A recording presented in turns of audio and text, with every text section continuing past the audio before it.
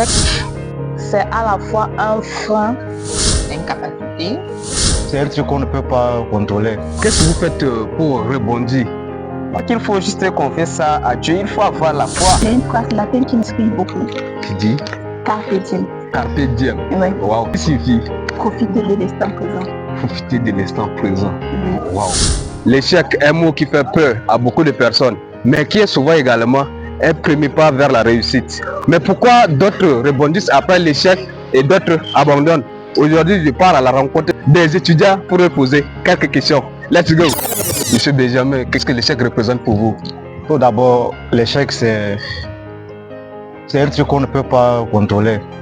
Moi, j'utilise d'abord la phrase suivante. Oui. Toute chose a son temps et chaque temps a sa chose. Oui. Ce qui veut dire, donc, il ne faut pas se précipiter dans toutes choses.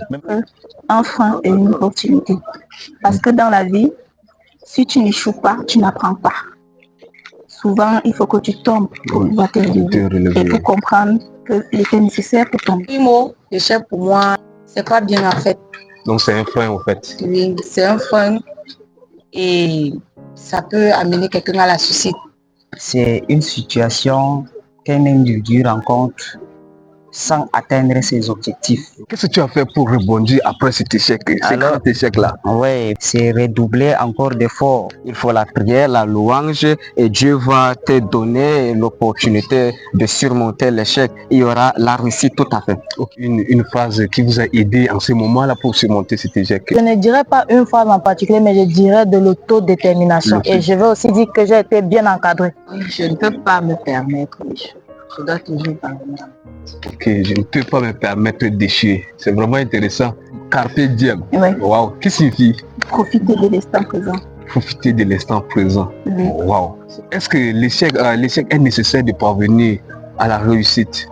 Oui, l'échec est nécessaire pour parvenir à une réussite. Parce que si tu n'échoues pas, tu ne sauras pas quelles difficultés qui t'attendent demain et comment y faire face. Ok, C'est nécessaire. c'est nécessaire. Parce que quand on ne connaît pas ce que c'est que l'échec, on ne pourrait pas assez bien apprécier la victoire. Ok. L'échec n'est pas du tout nécessaire pour la réussite. Pas absolument. Une personne qui grandit sans échec n'aura pas la pitié pour les autres. Ne pourra pas comprendre ce que les autres ressentent. D'après moi, je pense que l'échec n'est pas nécessaire sur tout plan. Oui, l'échec est nécessaire. Ce qui importe, ce n'est pas de tomber, mais c'est de savoir où peut s'en tomber, afin de pouvoir rectifier nos erreurs. Donc quand on tombe, il ne faut pas se blâmer, il faut essayer de revoir pourquoi nous sommes tombés. Justement, l'échec est nécessaire parce qu'il y a un propos qui dit que l'échec n'est pas fatal. Oui. Donc l'échec nous permet de donner l'inspiration en plus, de nous inspirer davantage. Abonnez-vous nombreux. C'est intéressant que la jeunesse participe à la réussite d'elle-même. Ok. Merci, c'était vraiment très intéressant. Merci beaucoup.